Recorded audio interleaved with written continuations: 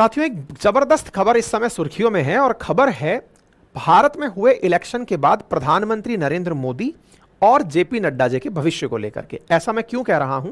क्योंकि हाल ही में प्रधानमंत्री नरेंद्र मोदी ने लगातार तीसरी बार प्रधानमंत्री पद की शपथ तो ले ली, लेकिन इस शपथ के साथ साथ ही उत्तर प्रदेश में मिली बीजेपी की हार, साथ ही पश्चिम बंगाल में हुई बीजेपी की हार, और तो और जिस राम मंदिर को बीजेपी अपने लंबे समय से चुनावी एजेंडे में रखकर चल रही थी, उस शहर अयोध्या में बीजेपी का हार जाना, ये निश्चित ही बीजेपी के लिए और भारतीय जनता पार्टी के साथ साथ भारतीय जनता पार्टी का जो वैचारिक संगठन है आरएसएस, उसके लिए एक बड़ा ही थॉटफुल प्रश्न है। प्रधानमंत्री नरेंद्र मोदी और योगी आदित्यनाथ, इन दोनों के बीच में केमिस्ट्री बनी है या बिगड़ी है, ये चुनावी हलकों में चर्चा तो रही है, लेकिन एक बड़ा प्रश्न ये छोड़ गई है कि उन क्षेत्रों में जहां बीजेपी का कभी स्ट्रांग होल्ड हुआ करता था, हिंदी पट्टी क्षेत्र, जहां पर प्रभु राम के लेकर के जो मूवमेंट बीजेपी ने चलाया था, उसके सबसे ज्यादा लोग थे, अल्टीमेटली उन राज्यों में भी बीजेपी को इतना नुकसान क्यों हुआ? चाहे फिर वो राजस्थान हो, चाहे वो उत्तर प्रदेश हो, चाहे फिर वो हरियाणा हो, चाहे पश्चिम बंगाल हो, इन सभी राज्यों में बीजेपी को इतना नुकसान क्यों हुआ? और नुकसान हुआ यही कारण है कि बीजेपी को गठबंधन में जाकर सरकार बनानी पड़ी। अदरवाइज राम मंदिर मूवमेंट के बाद जहां एक और यह लग रहा था कि इस बार 400 पार तो आसान नंबर है, जिस समय राम मंदिर का इनॉग्रेशन हुआ, जिस राम मंदिर के अंदर प्राण प्रतिष्ठा महोत्सव हुआ, उसके बाद पूरा देश राममय था और यह लग रहा था कि अब अगर बीजेपी चुनाव लड़ती है तो यह आसानी से लैंडस्लाइड विक्ट्री पुराने 2 बार से भी ज्यादा निकाल ले जाएगी। ऐसा क्या हुआ जिसके चलते ये गठबंधन पर मजबूर हुए? लगभग ऐसा लगा कि सरकार नहीं बन रही होगी। इन सब विषयों पर आज के सेशन में चर्चा होगी, क्योंकि बीजेपी क्यों हारी, ये केवल बीजेपी के लिए सोचने का प्रश्न नहीं है। बीजेपी का जो थिंक टैंक है, बीजेपी की जो असली पकड़िए जो रीढ़ की हड्डी है, जिसका नाम है आरएसएस, उसके प्रमुख मोहन भागवत जी का हाल ही में बयान वायरल हो रहा है, जिस वायरल बयान से यह कयास लगाए जा रहे हैं कि आरएसएस बीजेपी की कार्यशैली से प्रसन्न नहीं है। और आरएसएस प्रसन्न नहीं है, इसका सीधा सा अर्थ यह है कि वो कोई बड़ा परिवर्तन समाज में ला सकती है। चुनावी जानकारों का और बहुत सारे मीडिया विश्लेषकों का कहना है कि इस बार के चुनाव में बीजेपी के द्वारा, आरएसएस के द्वारा उत्तर प्रदेश, पश्चिम बंगाल जैसे क्षेत्रों में पूरी तरह निष्क्रियता दिखाई गई। यानी कि इस एजेंडे को बरकरार रखने में कि जो बीजेपी कहती है कि मोदी की गारंटी, बोले नहीं, हम देश की गारंटी चाहते हैं। जिस प्रकार से अयोध्या मंदिर की प्राण प्रतिष्ठा को लेकर के प्रधानमंत्री नरेंद्र मोदी के द्वारा अपने आप को पुजारी के रूप में व्यक्त करना, साथ ही साथ ऐसे लोगों को हाल ही के समय पार्टी में शामिल करना जो पहले आरएसएस और हिंदुओं को भला बुरा कहते रहे, उन्हें पार्टी में मिला लेना, ऐसे लोगों को पार्टी के अंदर ज्यादा महत्व देना, बीजेपी के अंदर ज्यादा महत्व देना जो पहले हिंदू विरोधी या फिर बीजेपी विरोधी रहे हैं, उन्हें तवज्जो देना, और हिंदूवादी थॉट को बढ़ाकर आगे ले जाने वाले नुपुर शर्मा जैसे कार्यकर्ता और नेताओं को हाशिए पर बिठा देना, इससे आरएसएस बेहद खफा है।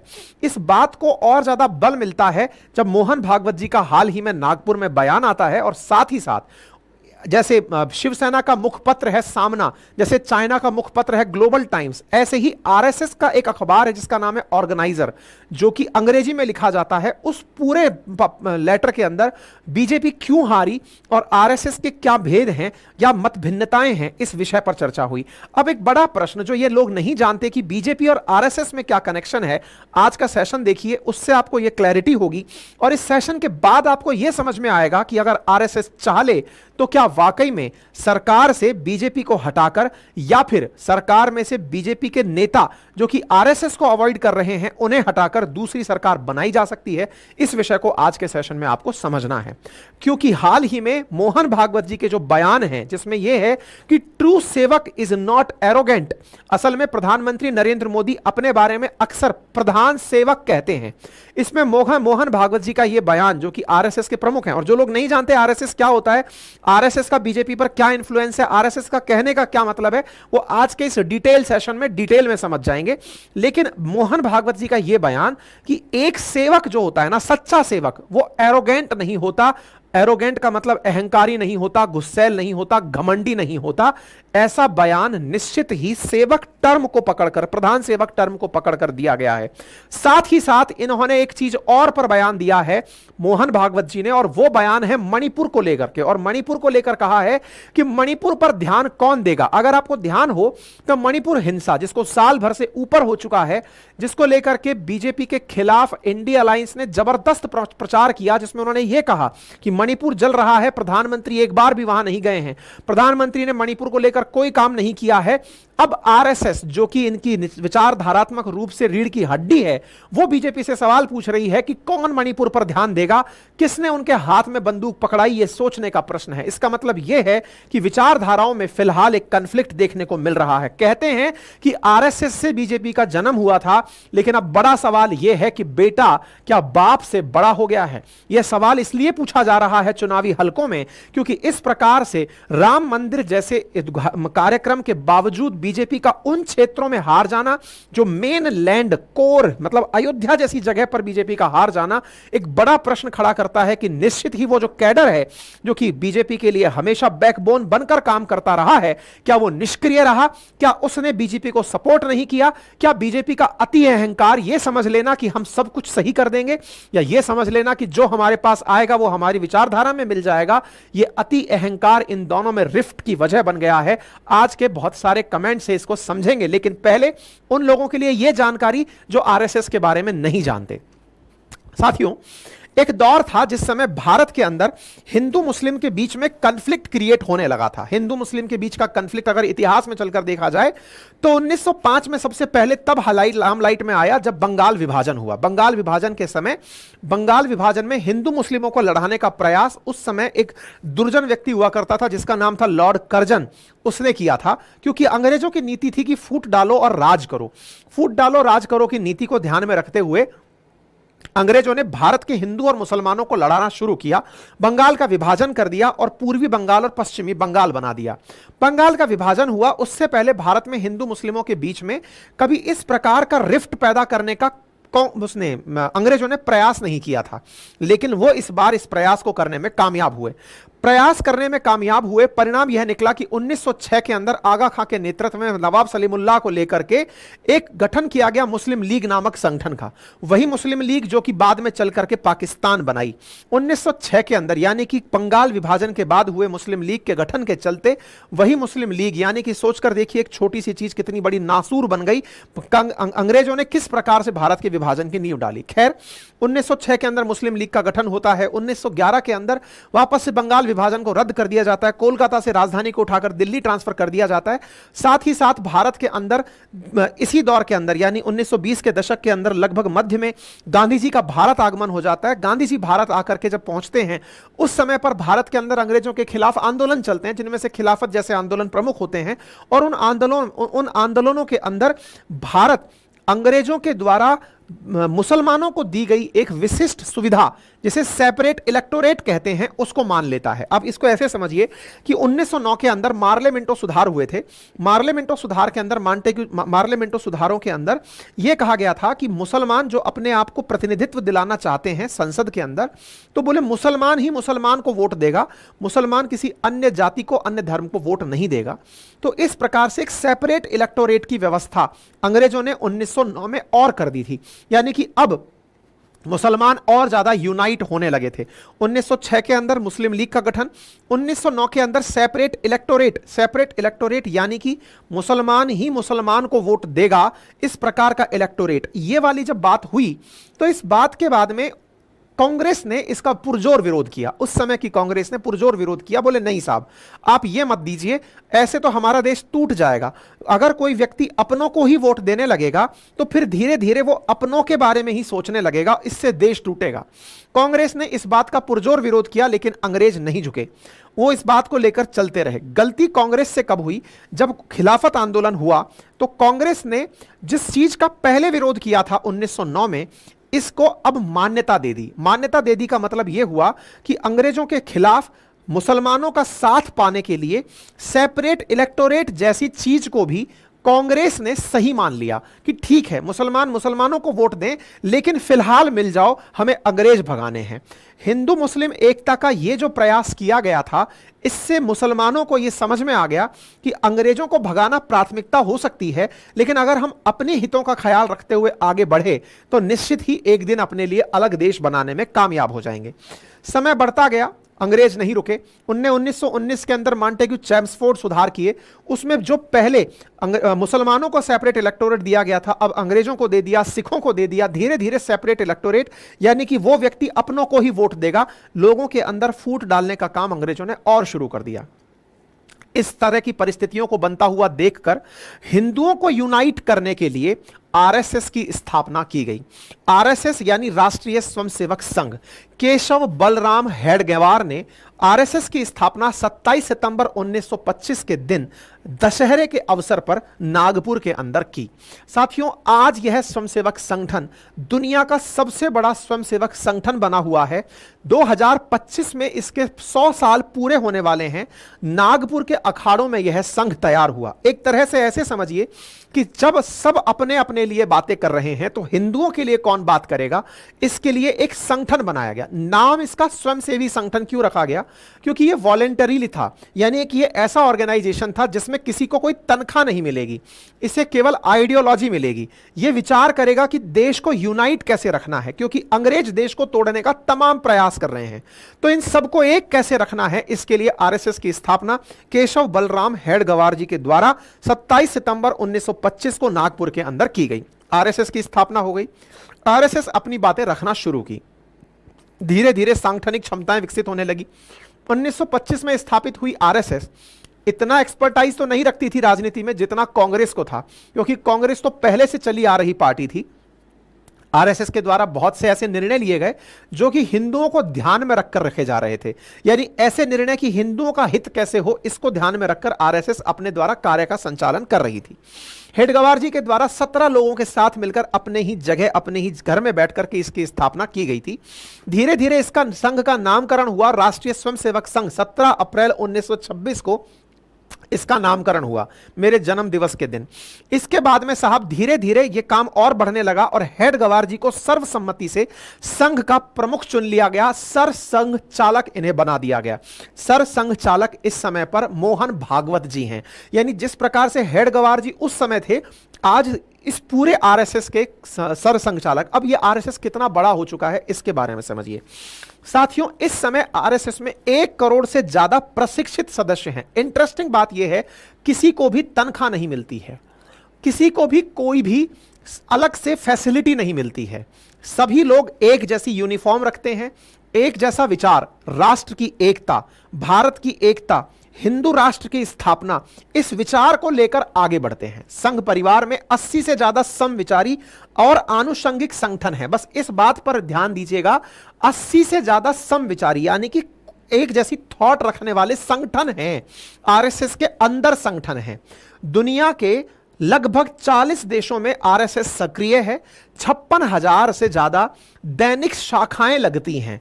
शाखाएं का मतलब है कि रोजाना लोग इकट्ठे होते हैं, बातचीत करते हैं, और यहां पर कोई भी पॉलिटिकल बात नहीं होती है। देश में जो भी चुनौतियां हैं उनकी चर्चा होना, दैनिक व्यायाम होना, राष्ट्र को कैसे एक लेकर आगे चलना है, इसकी गली चौराहे, नुक्कड़ चौराहों पर संगठन की शाखाएं लगती हैं। करीब 13,000 साप्ताहिक मंडली होती हैं, 9,000 मासिक शाखाएं, मंथ ऑन मंथ ये लोग मिलकर के चर्चाएं करते हैं। इसमें कोई भी रजिस्ट्रेशन नहीं होता है कि साहब आप गए और आपने कोई रजिस्ट्रेशन करा लिया, नहीं, बस आप पहुंच गए, इस आधार पर आपकी उपस्थिति मान ली जाती है। 50 लाख से ज्यादा स्वयंसेवक नियमित रूप से शाखाओं में जाते हैं। देश के हर तहसील और लगभग 55,000 गांवों में शाखाएं लग रही हैं। तो उम्मीद है कि अब आपको ये जो स्ट्रेंथ है ना, इससे आपको कुछ सेंस बनेगा। असल में बीजेपी की जो असली ताकत है वो यही संघ है। संघ क्यों है? आप विचार कीजिए, 80 से ज्यादा तो संगठन है आरएसएस के पास। 1 करोड़ से ज्यादा प्रशिक्षित सदस्य हैं, यानी कि ये वैसे प्रशिक्षित सदस्य हैं जो कि परेड ग्राउंड के ऊपर, गणतंत्र दिवस की परेड ग्राउंड में परेड कर सकते हैं। इतने जबरदस्त तरीके से मार्च पास्ट करना, मतलब शरीर के सौष्ठव को बढ़ाने की एक्सरसाइज करना जानते हैं। पूरी तरह प्रशिक्षण प्राप्त लोग हैं और जो देश के लिए काम करना चाहते हैं। इंटरेस्टिंग बात देखिए, यही जो ताकत है ना, ये बीजेपी को स्थापित करने में काम आई थी। अब आप पूछेंगे वो कैसे, तो चलिए थोड़ा आगे बढ़ते हैं। ये जो 80 संगठन है ना, इस पर ध्यान दीजिएगा। असल मायने में क्या हुआ, जब ये आरएसएस हिंदूवादी थॉट के साथ आगे बढ़ने लगा, इसी बीच में आरएसएस वर्सेस कांग्रेस, इनके बीच में कॉन्फ्लिक्ट भी बढ़ने लगा, क्योंकि कांग्रेस का प्रथम प्रयास था कि कैसे अंग्रेजों को भगाया जाए, और आरएसएस का प्रयास था कि कैसे हिंदुओं को लेकर एक किया जाए, हिंदुओं की एकता, केवल हिंदुओं के बारे में विचार। क्योंकि एक तरफ मुस्लिम लीग जब वो काम कर रही है, तो हिंदुओं के लिए कौन सा संगठन है, बस ये थॉट के साथ आगे बढ़ते जा रहे थे, और भारत को कैसे एक रखना है, इस पर काम करते जा रहे थे। महात्मा गांधी जी के जो प्रयास थे, वो प्रयास मतलब जैसे कि आपको याद हो कि जब डायरेक्ट एक्शन डे मुस्लिम लीग के द्वारा अनाउंस किया गया पाकिस्तान की मांग को लेकर के, भारत में भयंकर दंगे हुए, तो गांधी जी उपवास पर बैठ गए कि नहीं, मेरे देश के अंदर दंगे नहीं होने चाहिए, हिंदू मुस्लिम भाई भाई हैं, इन्हें साथ रहना चाहिए। तो ऐसी स्थिति में इन दोनों के बीच में कुछ रिफ्ट्स पैदा होने लगी कि आप इस तरह से इनको साथ मत लीजिए, ये लोग जो हैं साथ रहना नहीं चाहते हैं। खैर, ये वैचारिक मतभेद कई बार कई जगहों पर कोट भी किए गए हैं, कोई बात नहीं। एक दिन महात्मा गांधी जी की हत्या हो जाती है। महात्मा गांधी जी की जब हत्या होती है, तो इस हत्या को संघ से जोड़कर रखा जाता है। क्यों? क्योंकि असल मायने में जिस व्यक्ति ने महात्मा गांधी जी को गोली मारी थी, उस व्यक्ति के संबंध आरएसएस से जोड़े गए कि यह व्यक्ति आरएसएस का पहले कार्यकर्ता हुआ करता था। इसके चलते आरएसएस को प्रतिबंधित कर दिया गया। नाथूराम गोडसे ने जब महात्मा गांधी जी को गोली मारी, तो कहा गया कि नाथूराम गोडसे संघ के विचारों से प्रभावित है, और ऐसी स्थिति में संघ को बैन कर दिया गया। और संघ के जो सरसंघ चालक हैं, जैसे फिलहाल के लिए आज जब हम बात कर रहे हैं, तो सरसंघ चालक मोहन भागवत जी हैं, ऐसे उस समय के सरसंघ चालक गुरु गोलवलकर जी को बंदी बना लिया गया। यह वो दौर था जिस समय आरएसएस को यह समझ में आने लगा कि हमने देश को एकीकृत करने के लिए, हिंदू को यूनिफाइड करने के लिए प्रयास तो खूब किए, लेकिन राजनीति में हमारा कोई भी इंटरफेरेंस नहीं है। हम पर प्रतिबंध लगा तो हमारे पक्ष में खड़ा होने वाला कोई भी नहीं है। जब पक्ष में खड़े होने वाला कोई भी नहीं है, अपनी बात रखने वाला, देश के मंच पर बात करने वाला कोई भी नहीं है, तब पहली बार आरएसएस को रियलाइज हुआ कि नहीं, हमें राजनीति में आने की आवश्यकता है। हमारी एक विंग ऐसी हो जो राजनीतिक मंच पर राजनेताओं के सामने जाकर वाद विवाद करे और डिस्कस करे कि नहीं, आप गलत हैं, आप हम पर गलत आरोप लगा रहे हैं। राजनीति का अपना महत्व है, ठीक है। ऐसे ही आरएसएस को दूसरी बार जब देश में आपातकाल लगा, तब बैन किया गया, और तीसरी बार जब बाबरी मस्जिद विध्वंस हुआ, उस समय पर भी आरएसएस को बैन किया गया। 3 बार आरएसएस को बैन किया गया, ठीक है साहब। आरएसएस की बैन की कहानी सुनी। अब आरएसएस से बीजेपी कैसे बनी, उस पर चलते हैं, और साथ ही साथ आरएसएस पर से प्रतिबंध कैसे हटे, कैसे आरएसएस को इतनी इज्जत फिर मिलना शुरू हुई, उस पर चर्चा करते हैं। बात है 1962 की, जब चीन ने धोखे से भारत पर आक्रमण कर दिया। उस समय पर आरएसएस के कार्यकर्ताओं के द्वारा, जो कि प्रशिक्षित कार्यकर्ता हैं, इनके द्वारा सैनिकों की मदद के लिए उनको अपनी तरफ से रसद पहुंचाना, जहां जहां पीड़ित हैं उनको उपचार देना, सरहदी इलाकों में पहुंच करके सैनिकों के पास सहायता पहुंचाना, यह काम आरएसएस ने किया। मतलब सोचकर देखिए कि जिस समय सरहद पर युद्ध सैनिक लड़ रहा हो, तब आरएसएस के प्रशिक्षित कार्यकर्ता उनकी मदद करने के लिए पहुंच रहे हैं। इस काम को तत्कालीन प्रधानमंत्री नेहरू जी ने नोटिस किया, और ऐसा करते हुए 1963 में गणतंत्र दिवस की परेड में संघ को बुलाया कि आप अपने द्वारा जो प्रशिक्षित शाखा के लोग हैं, इन्हें लेकर आइए, और इस परेड में जिस तरह से सेना परेड करती है, ऐसे परेड करवाइए। तो यहां पर आप देख सकते हैं, यहां पर 3500 से अधिक एक कॉन्टिजेंट यहां पर स्वयंसेवकों का एक यूनिफॉर्म में पहुंचा, और परेड ग्राउंड में प्रॉपर तरीके से परेड की गई, यानी कि झंडे को सम्मान देते हुए। देश का यह बहुत ही खास और ऐतिहासिक क्षण था जिस समय ऐसा हुआ। फिर बात आती है बीजेपी की एंट्री कैसे हुई। अच्छा, एक चीज मैं आपको यहां और बता दूं, ये जो आप विवेकानंद मेमोरियल जिसकी बात कर रहे हैं, जहां पर प्रधानमंत्री जाकर के अभी जाकर ध्यान लगाए थे, ये भी आरएसएस के द्वारा ही बनाया गया था। मतलब ये वो काम था जिस समय पर इंदिरा गांधी जी को बुला करके आरएसएस के ही एकनाथ रनाडे हुआ करते थे, जिन्होंने इस विवेकानंद शिला स्मारक का निर्माण किया था, और इंदिरा गांधी जी से इसका वो करवाया था, इनॉग्रेशन कराया था। यानी कि एक तरह से मेन स्ट्रीम पॉलिटिक्स के अंदर आरएसएस को वैल्यू मिलने लगी थी, ठीक है। अब साफ आप सवाल आता है कि आरएसएस ने बीजेपी की स्थापना क्यों की। तो हुआ यह कि कैसे हम अपने आप को राजनीति में लेकर जाएं, तो इसलिए अब अपने वॉलेंटियर्स में से बीजेपी की स्थापना का काम करते हैं। अब बीजेपी की स्थापना कैसे करनी है, इसके लिए क्या करें, इसके बारे में आप थोड़ा ध्यान से सुनें। देखिए, अगर आप विकिपीडिया पर जाएंगे ना, तो आरएसएस के साथ जो जुड़े हुए ऑर्गेनाइजेशंस हैं उनमें आप बीजेपी को सबसे ऊपर पाएंगे। यानी कि मैंने आपसे कहा ना 40 संगठन आरएसएस से जुड़े हुए हैं, इनमें सबसे ऊपर आप बीजेपी को पाएंगे। कहते हैं कि जब आरएसएस बैन हुई 30 जनवरी 1948 को, जब गांधी जी को गोली लगी नाथूराम गोडसे से, तो उस समय आरएसएस के जो प्रमुख सरसंघचालक थे उनको गिरफ्तार किया गया। तो यह महत्व महसूस किया गया कि अपनी बात कौन रखेगा। गोलवलकर जी को गिरफ्तार कर लिया गया, आरएसएस की कोई राजनीतिक बात रखने वाला बचा ही नहीं, कोई पार्टी नहीं हमारी जो जाकर के अपनी बात रखे, राजनीतिक समर्थन दिखाए। और इसी बीच में जब यह थॉट प्रोसेस चली रहा था, तब एक और काम हुआ, और वो क्या था, भारत पाकिस्तान के बीच शरणार्थियों की सुरक्षा को लेकर के नेहरू जी और लियाकत अली के बीच में एक समझौता हुआ। इससे नाराज होकर केंद्रीय उद्योग मंत्री हुआ करते थे डॉक्टर श्यामा प्रसाद मुखर्जी, उन्होंने अपने पद से इस्तीफा दे दिया, और वो इस्तीफा देने के बाद गोलवलकर जी से जाकर मिले। मतलब एक प्रकार से यह समझिए कि गोलवलकर जी जो कि आरएसएस प्रमुख थे, श्यामा प्रसाद मुखर्जी जो एक कांग्रेसी थे, इस घटना से यह दुखी होकर के कि आप पाकिस्तान से अब दोस्ती कैसे कर सकते हो जब पाकिस्तान अपने लिए धर्म के आधार पर अलग देश मांग करके चला गया, श्यामा प्रसाद मुखर्जी ने पद से इस्तीफा दे दिया। गोलवलकर और मुखर्जी ने महसूस किया कि आरएसएस को अब राजनीतिक आवाज की जरूरत है, और साथ मिलकर भारतीय जनसंघ की स्थापना का ब्लूप्रिंट तैयार किया गया। यही कारण है कि 21 अक्टूबर 1951 को दिल्ली के राघुमल गर्ल्स हाई स्कूल में जनसंघ का पहला राष्ट्रीय सम्मेलन बुलाया गया। श्यामा प्रसाद मुखर्जी इसके अध्यक्ष बने, और संस्थापक सदस्यों में संघ प्रचारक बलराज मधोक और दीनदयाल उपाध्याय जी शामिल हुए। यानी कि यदि यह कहा जाए कि बीजेपी की स्थापना एक कांग्रेसी नेता के द्वारा हुई थी, तो इसमें कोई दो राय नहीं होगा। श्यामा प्रसाद मुखर्जी कांग्रेस छोड़कर आए, और फिर उन्होंने आकर के इस पार्टी की स्थापना की जनसंघ के नाम से। अगर आप बीजेपी की वेबसाइट पर जाएंगे तो सबसे पहले आपको यही दिखाई देगा अपनी जर्नी में 1951 भारत के जनसंघ का उदय, और उस जनसंघ के उदय के अंदर आप राघोमल गर्ल्स हाई स्कूल का नाम सुनेंगे। दिल्ली के अंदर इसकी स्थापना श्यामा प्रसाद मुखर्जी के द्वारा प्रथम अध्यक्षता में की गई थी। इसीलिए आपने नोटिस किया हो तो बीजेपी की बहुत सारी योजनाओं में श्यामा प्रसाद मुखर्जी का नाम होता है, या फिर दीनदयाल उपाध्याय जी का नाम होता है। अगर आप लोगों ने अपने बीजेपी के 2014 से और 19 की सरकारों को नोटिस किया हो तो श्यामा प्रसाद मुखर्जी और दीनदयाल उपाध्याय का नाम समझ में आ जाएगा। क्लियर है? यहां तक समझ में आ गया कि आरएसएस की क्या कहानी है, कैसे कैसे ये काम चला। अब आरएसएस ने बीजेपी को जन्म दिया, ये आपके सामने आ गया कि भाई अब राजनीतिक चेतना विकसित करनी है। आरएसएस ने अपने बहुत सारे लोग प्रचारक बनाए कि भाई आरएसएस की बातों को सबके साथ साझा करना है। कोई व्यक्ति प्रचारक लेवल पर अगर पहुंचा है तो फिर वो शादी नहीं करेगा, शादीशुदा है तो वो परिवार के साथ नहीं रहेगा, देश के लिए समर्पित हो जाएगा। कुछ इस प्रकार से रीजनल ऑर्गेनाइजर्स बनाए गए, क्षेत्रीय प्रचारक बनाए गए।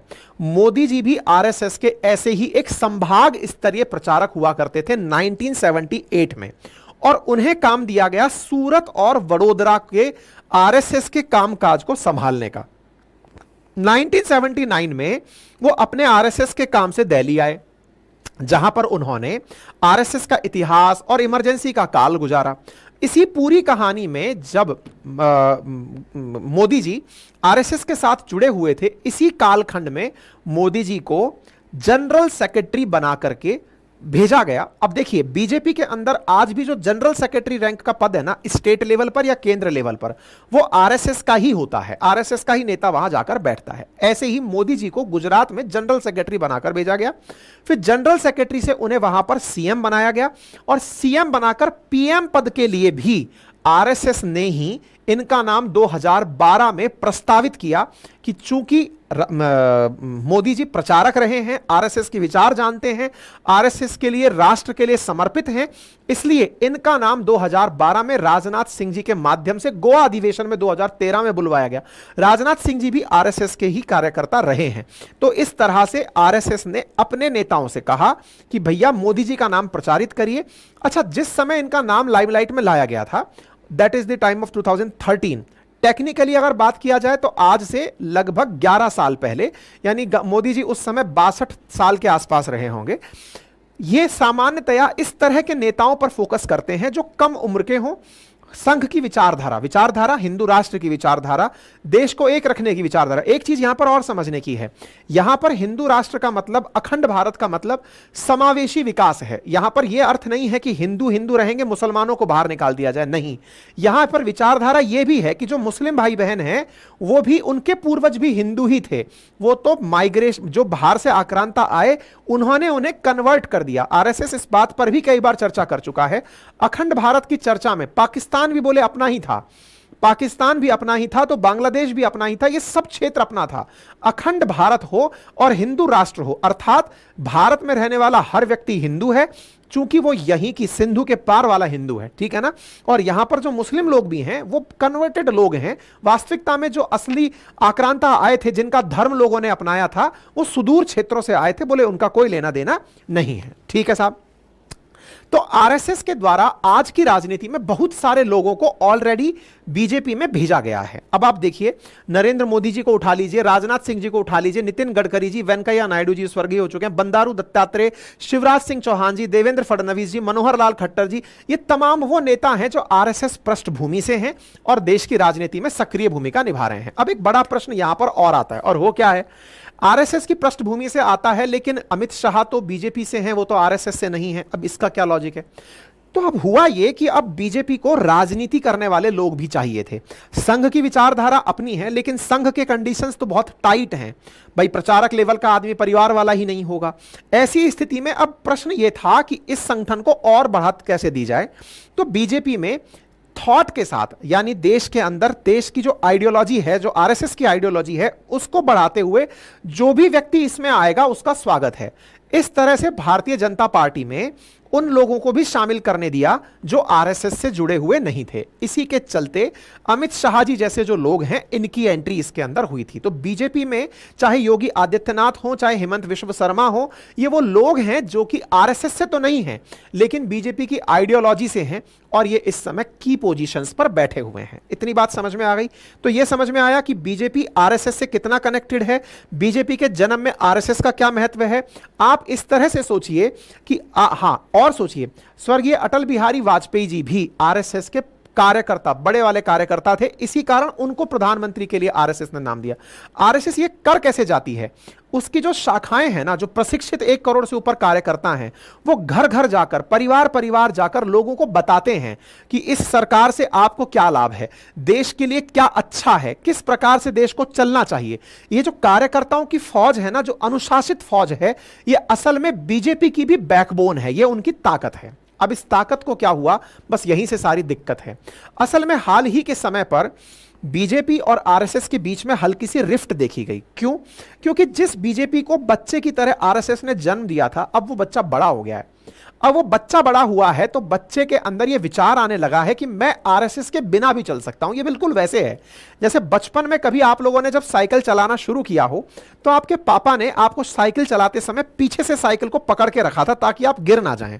आप बढ़िया साइकिल चलाए, आप साइकिल चलाए, आपको दिक्कत ना हो तो साइड में व्हील्स भी लगा दिए कि ताकि आप बहुत अच्छे से साइकिल चलाएं, आप में एक कॉन्फिडेंस आ जाए कि मैं साइकिल चला लूंगा।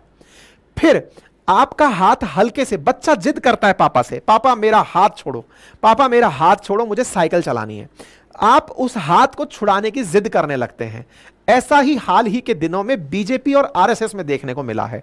नड्डा जी का एक बयान, नड्डा जी जो कि अपने आप में आरएसएस के कार्यकर्ता रहे, एबीवीपी अखिल भारतीय विद्यार्थी परिषद जो कि आरएसएस की मतलब वो है, विद्यार्थी यूनिट है, उनके द्वारा हाल ही में एक बयान दिया गया और उस बयान में यह कहा गया कि अब बीजेपी आरएसएस के बिना भी रह सकती है। इस बयान से बहुत ज्यादा मामला बिगड़ा। मतलब हाल ही में जब बयान आया, मैं वो बयान लेकर के आना भूल गया हूं, शायद मैं लेकर भी आया था। हाँ, नड्डा जी का बयान था और उस बयान में इन्होंने इस तरह की एक लाइन बोल दी थी कि हाँ, शुरू में हम अक्षम थे, थोड़े कमजोर थे, तब आरएसएस की जरूरत थी, आज हम बढ़ गए हैं, सक्षम हैं, तो बीजेपी अब अपने आप को चलाती है, यही अंतर है। जब नड्डा जी से ये पूछा गया था इंडियन एक्सप्रेस के अखबार के इंटरव्यू में कि आरएसएस आज भी आपको चलाती है क्या, तब इन्होंने कहा नहीं, अब हम अपने आप चलते हैं। असल मायने में जिस आरएसएस ने बीजेपी को खड़ा किया, अब वही आरएसएस कि को यह बात सुनने में मिले कि साहब हम तो अब अपने आप से चल लेते हैं, यह बात अपने आप में बहुत ज्यादा नुकसान पहुंचाई। यह नुकसान पहुंचाई और इसके पीछे का बड़ा कारण, यह बयान नड्डा साहब का एक दिन में नहीं आया था। इस बयान के पीछे की कहानी और पटकथा बहुत पहले से लिखी जानी शुरू हो गई थी। कब से? राम मंदिर के उद्घाटन से। असल में राम मंदिर मूवमेंट को चलाने वाले थे अडवाणी जी। अडवाणी जी ने उसके लिए रथ यात्रा निकाली थी, जनता को पूरा एकीकृत किया था, लेकिन राम मंदिर इनॉग्रेशन में उन्हें अस्वस्थ बता करके उस जगह ले जाया ही नहीं गया। कहीं ऐसा ना हो कि राम मंदिर के उद्घाटन में अडवाणी जी पूरी लाइमलाइट ले लें कि देखो इनकी वजह से राम मंदिर बना है। नंबर दूसरा, आरएसएस ने प्रधानमंत्री नरेंद्र मोदी जी को वहां पर पुजारी के भेष में खड़े होने का विरोध किया था कि भाई आप इस पूजा को ना करें, यह काम संत महात्माओं का है, उन्हें करने दें। लेकिन आरएसएस की इस बात को भी इग्नोर किया गया। आरएसएस ने अपने द्वारा कुछ लोगों का नाम सजेस्ट किया था गेस्ट लिस्ट के अंदर कि इन्हें बुलाइए, जिन्होंने मंदिर निर्माण के लिए इतने प्राण प्रतिष्ठा ली है। अयोध्या के आसपास बहुत से ऐसे परिवार हैं जिन्होंने चप्पलें नहीं पहनी, राजपूतों ने सर पे पगड़ी नहीं बांधी कि जब तक मंदिर नहीं बन जाएगा हम ये प्रण लेते हैं। बोले उन्हें आप सम्मान कार्यक्रम में बुलाइए, उन्हें बीजेपी ने इस कार्यक्रम के अंदर नहीं बुलाया। आरएसएस ने बीजेपी से यह कहा था राम मंदिर इनॉग्रेशन के दौर में कि आप इस कार्यक्रम को जनता का कार्यक्रम रहने दें, इसे पॉलिटिकल इवेंट ना होने दें, इससे नुकसान होगा। राम सबके हैं, राम को किसी एक पार्टी से, किसी एक कार्यकर्ता से, किसी एक परिपाटी से ना जोड़ें, बोले इससे आपको नुकसान होगा। आरएसएस की इस बात को भी बीजेपी ने नहीं सुना। साथ में यह भी कहा गया कि उन लोगों को इस कार्यक्रम में ना बुलाएं जो राम को गाली देते आए हैं। लेकिन बीजेपी ने कई बॉलीवुड सेलिब्रिटीज को भी इस इनॉग्रेशन के अंदर बुलाया ताकि यह दिखाया जा सके ये कितना इंक्लूसिव है। इस प्रकार के कार्यक्रम को एक पार्टी विशेष के कार्यक्रम का रंग दे दिया गया। जो कार्यक्रम पूरे देश का होना चाहिए था उसे एक पार्टी विशेष का कार्यक्रम दिखा दिया गया। इससे राम मंदिर पर बीजेपी की छाप छूट गई। लेकिन राम असल में सबके हैं, आरएसएस यही कहता है। आरएसएस ने हमेशा से यही कहा और यही कारण है कि आरएसएस और बीजेपी के बीच में मत भिन्नता आई। यही कारण है कि अयोध्या और उत्तर प्रदेश में जो कार्यकर्ता आरएसएस के थे वो सक्रिय नहीं हुए मंदिर निर्माण के बाद। बीजेपी के इस एजेंडे को, जिसमें मोदी जी ने अपनी गारंटी कहकर के प्रचारित करना शुरू किया, आरएसएस के कार्यकर्ता प्रचारित करने नहीं निकले। उन्होंने कहा ठीक है, अब आप बड़े हो चुके हैं, नड्डा जी खुद कह रहे हैं कि अब हम सक्षम हैं, तो सक्षम है तो जाइए और खुद से कर लीजिए। जिस अयोध्या में राम मंदिर को लेकर के इतना प्रचार प्रसार हुआ, उस अयोध्या में बीजेपी हार गई। जिस उत्तर प्रदेश में यह पूरा मूवमेंट चला, उस उत्तर प्रदेश में बहुत बुरी तरह से बीजेपी को शिकस्त का सामना करना पड़ा।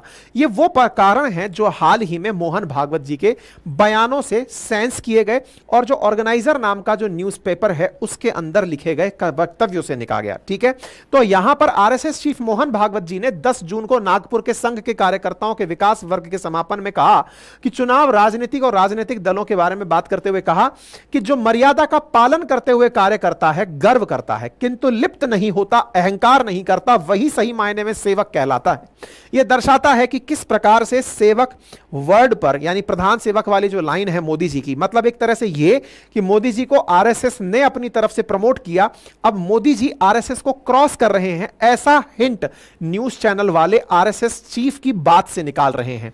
जब चुनाव होता है तो मुकाबला जरूरी होता है, इस दौरान दूसरों को पीछे धकेलना भी होता है, लेकिन एक सीमा तक यह मुकाबला झूठ पर आधारित नहीं होना चाहिए। यहां पर ऐसे कई बयान जिन्हें कई मीडिया चैनल्स ने झूठा बयान करार दिया, बोले इस तरह की चीजें नहीं करनी चाहिए थे। तो मोहन भागवत जी के द्वारा यह जो बात की गई, यह नागपुर में कही गई। नागपुर जहां से आरएसएस का गढ़ है, जहां से ये सारी बातें कही जाती हैं। आरएसएस जिस प्रकार से हर वर्ष अपनी बातें करता है, इस प्रकार भी मोहन भागवत जी ने इस तरह की बातें इस जगह पर कही थी। ठीक है साहब, चुनावी मुकाबला इस पर नहीं होना चाहिए। संसद में सहमति बनाने पर प्रयास होना चाहिए। विपक्ष को विरोधी नहीं प्रतिपक्ष कहिए। जैसे हर सिक्के के दो पहलू होते हैं, इस प्रकार से अगर सरकार कुछ कार्य कर रही है और विपक्ष उस पर कुछ बात बोल रहा है तो उसे विरोधी के रूप में ना लें, उसे भी एक आइडिया लें, उससे भी कुछ सीखें और उन्हें भी साथ लेकर चलने का प्रयास करें। आरएसएस चीफ के इस बयान के मायने यह समझाने में पर्याप्त हैं कि जो बीजेपी इस समय कर रही है वो अहंकार से युक्त होकर कर रही थी और उसका ही नतीजा उसे चुनाव परिणाम के अंदर भुगतना पड़ा। चुनाव ऐसे लड़ो जैसे मुकाबला नहीं युद्ध हो, चुनाव ऐसे लड़ा जैसे मुकाबला नहीं युद्ध हो रहा हो। मर्यादा का पालन करें, अहंकार ना करें, वही सच्चा सेवक कहलाता है। और तो और मोहन भागवत जी के द्वारा मणिपुर भर भी बयान दिया गया और उसमें कहा गया कि 1 साल से मणिपुर शांति की राह देख रहा है। आपको याद होगा यह मणिपुर का मामला बहुत ज्यादा उठाया गया था। बीते 10 साल में राज्य में शांति थी, लेकिन अचानक वहां गन कल्चर बढ़ गया। जरूरी है कि इस समस्या को प्राथमिकता से सुलझाया जाए। अब यह वाली जो बात आई आरएसएस चीफ की, इसके लोग मायने निकाल रहे हैं और मायनों में सबसे बड़ा मायना यही है कि बीजेपी को जो लैंडस्लाइड विक्ट्री की अपेक्षा थी राम मंदिर बनने के बाद, अगर वो नहीं मिली, जहां पश्चिम बंगाल के अंदर इतना जबरदस्त काम संघ ने किया वो आखिरी मोमेंट पर एक्टिवेट नहीं हुआ। बीजेपी अपनी कैलकुलेशन में ये लगाती रह गई कि हम यहां पर सबसे बड़ी पार्टी बनकर उभरेंगे, वो वहां पर नहीं निकल के आए। इसके पीछे का बड़ा कारण निकल कर आया कि इन्होंने अपनी पार्टी में ऐसे लोगों को टिकट दे दिए जो पहले बीजेपी या आरएसएस को गाली देते थे, हिंदुओं को गाली देते थे, उन्हें अपनी सीट पर टिकट दे दिया। इससे लोगों का मनोबल टूट गया। इनका कहना है कि जो कार्यकर्ता आपके साथ लंबे समय से काम कर रहे थे, कहते हैं उत्तर प्रदेश में आरएसएस के द्वारा 10 लोगों का नाम सजेस्ट किया गया था टिकट बंटवारे में, लेकिन उनकी नहीं सुनी गई। ऐसे कार्यकर्ताओं को जब इस प्रकार का भाव मिलेगा कि इतनी मेहनत के बाद उन्हें टिकट नहीं दिया गया, उनकी बात नहीं सुनी गई, जिसका परिणाम यह निकला कि आरएसएस कार्यकर्ता एक्टिवेट ही नहीं हुआ और एक्टिवेट नहीं हुआ, उसका परिणाम यहां पर इन्हें देखने को मिला। मणिपुर शांति की राह देख रहा है, उसके पहले 10 साल शांत रहा। मणिपुर पर इनके बयान के मायने हैं कि आरएसएस खुद यह कह रहा है कि नहीं, मणिपुर पर मामले को सुलझाना चाहिए। मणिपुर मामले पर हमने ऑलरेडी कई सेशंस किए हैं, आप जाकर अपनी पाठशाला पर सुन सकते हैं, हमने पूरा डिटेल वहां पर आपको बताया हुआ है। रहा सहा कसर इनकी तरफ से जो अखबार लिखा जाता है ना, उसने पूरा कर दिया। जेपी नड्डा जी का बयान तो काफी खतरनाक था, जिससे देखिए क्या होता है। ऐसा नहीं है कि कोई व्हाट्सएप ग्रुप हो जिससे आरएसएस जाकर तुरंत सबको कहती हो 1 करोड़ कार्यकर्ताओं को कि हां भाई कार्यकर्ताओं एक्टिवेट होने का समय आ गया है, हो जाओ। कोई स्लीपर सेल नहीं है कार्यकर्ता, विचारधारात्मक रूप से जुड़े हुए 7 लोग हैं। वो विचारधारा से जुड़े हुए लोगों का मनोबल टूटता है जब बीजेपी का चीफ ये कहते हुए पाया जाए, अध्यक्ष ये कहते हुए पाया जाए कि अब हमें आरएसएस की जरूरत नहीं है। अगर कोई ये कह दे तो आप विचार कीजिए कि वो व्यक्ति जिसने तन मन धन से पार्टी को खड़ा किया, पार्टी की विचारधारा को खड़ा किया, उसको मोहन भागवत जी के कहने का इंतजार नहीं है कि वो कहेंगे कि हां भाई आराम करो अब मत उठना। वो ऑटोमेटिक निष्क्रिय हो गया कि अब आपको मेरे काम की वैल्यू ही नहीं है तो मैं काम क्यों करूं। बोले यही कारण हुआ कि इन्होंने जिस तरह से ये बातें कही कि भाजपा को आरएसएस के समर्थन की जरूरत नहीं है, नड्डा जी का अध्यक्ष पद जाना तय है। और अगर बीजेपी इस बात को समझती है कि आरएसएस की नाराजगी का उन्हें नुकसान भुगतना पड़ा है, तो ये कयास लगाए जा रहे हैं कि किसी और संघ के बड़े कार्यकर्ता, नाम सबसे ऊपर बीएल संतोष जी का चल रहा है, सुनील बंसल जी का चल रहा है, कि उन्हें बीजेपी का अध्यक्ष बनाया जा सकता है अगर इस बात का नुकसान जो हुआ है उसे कवर करना हो तो। ठीक है, तो ये सारी बातें निकल करके आई। अच्छा, अब ये वो है ऑर्गेनाइजर करके, वॉइस ऑफ द नेशन करके आरएसएस का मुखपत्र है, यानी कि एक तरह से कहिए कि जैसे चीन का ग्लोबल टाइम्स है ना, एक तरह से इनका अखबार है आरएसएस का।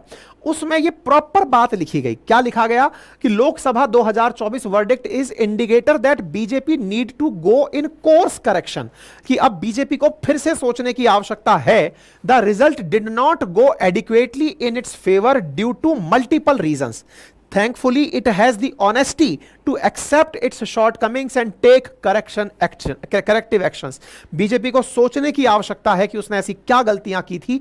ऑर्गेनाइजर के अंदर ये बातें लिखी गई। ऑर्गेनाइजर 1947 से चला आ रहा अखबार है जिसके अंदर ये बातें प्रॉपर तरीके से लिखी गई हैं और यहां पर ये बातें एक एक करके लिखी गई हैं। जैसे सोशल मीडिया पर इन्होंने अपनी बातें कही हैं। इन्होंने कहा कि सोशल मीडिया पर एक बबल बनाया गया, बोले ये बबल फट गया। इस पर हमने अपनी तरफ से आप लोगों को प्रॉपर सेशन किया जिसमें मैंने बताया है कि बीजेपी अपने ही हथियार से हारी है। मैंने इस पर आपको सोशल मीडिया का पूरा तरीका बताया था। ठीक है, इसके अंदर यह भी कहा गया कि आरएसएस के जो लोग थे जो एक समय पर पार्टी के लिए काम किया करते थे, लेकिन वो इस समय पर अपनी बातें 100% वोटिंग के लिए करते हुए दिखाई नहीं दिए क्योंकि उन्हें चार्ज नहीं किया गया। इसी प्रकार से ओवर कॉन्फिडेंस और लिथार्जीपना, यानी कि यह सोच लिया गया था कि जब राम मंदिर बना दिया है, बीजेपी ने कहा कि हमने तो अपनी तरफ से राम मंदिर बना दिया है, इस काम के मूवमेंट को अगर आपने खुद से अपने हाथ में ले लिया तो यह आपके ओवर कॉन्फिडेंस को दर्शाता है। और ये जो ओवर कॉन्फिडेंस है और साथ में यह वाली लाइन बोल देना कि आएगा तो मोदी ही और अब की बार 400 पार, इसने ओवर कॉन्फिडेंस ने आप लोगों के जो डेडिकेटेड वर्कर्स हैं उनके रिकॉग्निशन को खत्म कर दिया। वर्कर आपके काम को पहचाने ही नहीं। इसी प्रकार से जो नेता हैं वो इतने ज्यादा बिजी हैं कि वो किसी का फोन नहीं उठा रहे हैं, किसी की बात नहीं कर रहे हैं। Why are BJP elected MPs and minister always busy? Why they never visible in their constituencies? वो अपने क्षेत्र में दिखाई नहीं पड़ते हैं। उनको कोई मैसेज कर दिया जाए तो उसका जवाब नहीं मिलता है। इसी प्रकार से इन्होंने एक जो सबसे बड़ी बात उठाई ना, वो महाराष्ट्र को लेकर उठाई कि महाराष्ट्र में इन्हें इतना नुकसान क्यों हुआ। बोले देखो, बीजेपी और शिवसेना तो एक नेचुरल अलाई है, ये लंबे समय से साथ रहे हैं, साहब ठाकरे के समय से साथ चले आ रहे हैं। लेकिन साहब आप लोगों ने एनसीपी को भी अपने में मिला लिया। उनकी आवश्यकता क्या थी? सरकार तो बीजेपी और शिवसेना से मिलकर बनी गई थी। उनको साथ में लाने से पार्टी कार्यकर्ता का मनोबल टूट गया। जिस एनसीपी शरद पवार जी की पार्टी से तोड़ करके अजित पवार जी के ग्रुप को इधर लाया गया, बोले ये लोग तो पूरे टाइम का हमको गाली देते रहे, यानी आरएसएस को और हिंदुओं के एक्टिविज्म को इनको हमेशा क्रिटिसाइज करते रहे। आप इनको अपने साथ बुला लिए तो जो कार्यकर्ता इनके खिलाफ रहा हमेशा, वो कैसे चार्ज हो जाए? आप किसी को भी बुलाए, अपना बस पट्टा पहनाए, कहे कि अब ये हमारी विचारधारा से समर्थन रखते हैं, हम इनके साथ हैं, तो बोले आप लोगों ने ये जो काम किया ना, इससे पूरी तरह से लोग मतलब आपसे नाराज रहे। People insulting Ram and Hindu Dharma gate A red carpet welcome, but a young seasoned Nupur Sharma is scolded harshly और पब्लिकली। बोले जो लोग आपको गाली देते रहे उनको तो आपने रेड कारपेट पे बुला के सम्मानित किया, और नुपुर शर्मा जैसे जो कार्यकर्ता रहे जिन्होंने आपके लिए इतना काम किया, उनको आपने पब्लिकली डांट दिया। आपको याद होगा नुपुर शर्मा का बयान, जिसके चलते हुए बीजेपी ने इन्हें अपने पद से बर्खास्त कर दिया था। जबकि नुपुर शर्मा के बयान में यह बात बार बार कही गई थी कि नुपुर शर्मा ने जो भी बातें कही वो हदीस को ध्यान में रखकर कही थी। जो ऑलरेडी हदीस में लिखा हुआ है, मुस्लिमों के टेक्स्ट में लिखा हुआ है, वहां से बातें लिखी गई थी। उसके बावजूद कोई भी उसके साथ आकर खड़ा नहीं हुआ। अगर उसने मिस्टेक की थी तो क्या उसको इस तरह से ट्रीट करना चाहिए था? बोले यही कारण था कि बीजेपी का जो कार्यकर्ता इनके लिए कर्नाटका के अंदर, तमिलनाडु के अंदर, पश्चिम बंगाल के अंदर लड़ने के लिए खड़ा हो जाता था, वो बीजेपी के इस रवैये से ये सोच गया कि ये अपने लोगों को कभी भी किनारा कर सकते हैं। जो लोग इनके लिए लड़ाई लड़ रहे हैं उनको ये कभी भी साइड कर सकते हैं। नुपुर शर्मा के केस में बीजेपी का उनको साथ ना देना, टॉप लीडरशिप की तरफ से यह मैसेज होना कि नुपुर शर्मा को अकेले लड़ाई लड़ने दो, ऐसी स्थिति में और कार्यकर्ताओं का मनोबल टूट गया कि पार्टी हमारा साथ कभी भी छोड़ सकती है, और ऐसी स्थिति में कार्यकर्ता डिमोटिवेट हो गया। रही बात राम मंदिर के इनॉग्रेशन की, तो जो ये सेलिब्रिटीज बुलाए गए थे, इन सेलिब्रिटीज को लेकर के आरएसएस एक मत नहीं था। महाराष्ट्र पॉलिटिकल क्राइसिस को लेकर के भी ये बार बार ये कहते रहे कि आपको उनकी पार्टी के लोगों को अपने साथ में नहीं बुलाना चाहिए था। ये सारी बातें इनके द्वारा कही गई। तो उम्मीद है कि ये सारी बात आपको समझ में आ जाए। अब बड़ा सवाल यह है, तो क्या आरएसएस अब प्रधानमंत्री नरेंद्र मोदी की जगह अपने लोगों में जो प्रशिक्षित कार्यशालाएं हैं उनके अंदर किसी और व्यक्ति को प्रोजेक्ट कर रही है? तो देखिए, जैसा मैंने आपसे कहा कि इनका कोई व्हाट्सएप ग्रुप नहीं है जहां 1 करोड़ लोगों को मैसेज भेज दिया जाए, लेकिन अब एक अंडर करंट चलना शुरू हो रही है। और वो अंडर करंट क्या चल रही है लोगों के बीच में कि मोहन भागवत जी आदित्यनाथ से खुश हैं। योगी आदित्यनाथ जो कि मतलब इस पूरी की पूरी विचारधारा को लेकर आगे चल सकते हैं, और भविष्य में जैसे कभी नरेंद्र मोदी जी को प्रोजेक्ट किया गया था, आपको याद होगा कि योगी आदित्यनाथ जी को भी उत्तर प्रदेश का सीएम बनाने को लेकर कोई भी मत एकता नहीं थी, लेकिन आरएसएस चीफ के इंटरफेयर के बाद ही इन्हें सीएम बनाया गया था। ऐसे ही आज जब मैं आपको आज सेशन कर रहा हूं, कल की खबर है कि मोहन भागवत जी की आदित्यनाथ जी के साथ गोरखपुर में मीटिंग हुई है। अब गोरखपुर में मीटिंग हुई है, यह खबर सुर्खियों में चल रही है। तो अब यह आरएसएस के कार्यकर्ताओं को मैसेज दिया जा रहा है कि अगले पीएम के लिए संभव है कि योगी आदित्यनाथ का नाम आरएसएस आगे करे, बिल्कुल वैसे ही जैसे मोदी जी का नाम कभी आगे किया गया था गोवा अधिवेशन में। तो आने वाले समय में हो सकता है कि आरएसएस लंबे समय को सोचते हुए, क्योंकि जब मोदी जी का नाम सजेस्ट किया था तब वो 61-62 साल के थे, तो उस समय पर आज योगी आदित्यनाथ जी 50-55 साल के आसपास हैं। तो अगले 10-15 सालों के लिए कोई व्यक्ति पीएम पद पर रह सके, आरएसएस उस तलाश में अब निकल चुकी है। और ऐसे में नाम योगी आदित्यनाथ जी का आ रहा है कि हो सकता है कि आरएसएस अब इन्हें प्रमोट करे, क्योंकि संघ के कार्यकर्ता इस बात को स्वीकार कर रहे हैं कि पब्लिक एक्सेप्टेंस इनका सबसे ऊपर होगा यदि यहां से आगे देखा जाता है। ठीक है, बाकी अब आप इस विषय पर क्या सोचते हैं अपनी राय कमेंट बॉक्स में रखें। हां, आरएसएस का एक बात और भी कहना है कि आरएसएस का कहना है कि ये साधु संतों का काम है, इसमें रामलला की प्राण प्रतिष्ठा को राजनीतिक नहीं राष्ट्रीय आंदोलन बनाना था, आपने इसको राजनीतिक आंदोलन बना दिया। आरएसएस की सलाह थी कि प्राण प्रतिष्ठा लोकसभा चुनाव के बाद हो, आपने पहले इसकी स्थापना कर दी। साधु संत इनके खिलाफ हो गए, आप शंकराचार्यों को साथ नहीं ले पाए। आरएसएस ने जो अतिथियों की लिस्ट दी थी बीजेपी ने उसे नजरअंदाज कर दिया। पुजारी वाली छवि को लेकर आरएसएस सहमत नहीं था। आडवाणी जी को प्राण प्रतिष्ठा कार्यक्रम से दूर रखने की कोशिश की गई, इससे आरएसएस खुद खुश नहीं था। टिकट बंटवारे को लेकर, जो उत्तर प्रदेश में टिकट बंटवारा हुआ उसको लेकर आरएसएस खुश नहीं था। इन सभी बातों के बारे में यहां बातें लिखी गई हैं, तो अब देखना होगा आगे क्या होता है। बाकी आप इस विषय पर क्या राय रखते हैं, अपनी बात कमेंट बॉक्स में जरूर रखें। ये सारा कंटेंट की पीडीएफ अपनी पाठशाला.com पर मिल जाएगी, नंबर 1।